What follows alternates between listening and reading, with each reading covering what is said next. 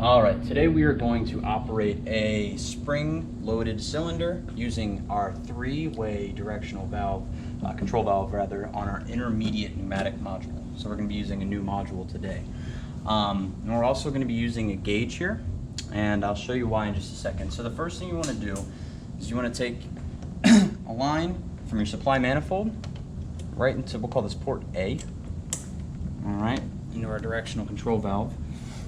From there, we're going to take from our entrance to our gauge to our exit of our directional control valve. And just for this experiment, we're going to be using this valve B as our exhaust valve.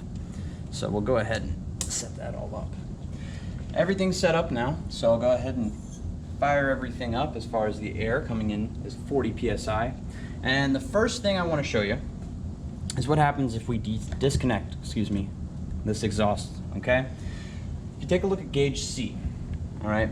The second I press this directional control valve button, gauge C is going to rise to 40 psi to match with what our regulator is allowing.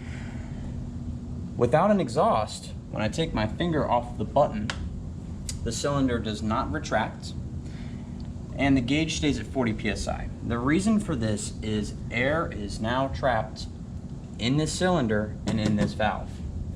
Once I connect our exhaust valve, you'll hear air release, and every time I press the button, it will extend 40 psi, and as soon as I let go of the button, it drops to 0 thanks to our exhaust valve.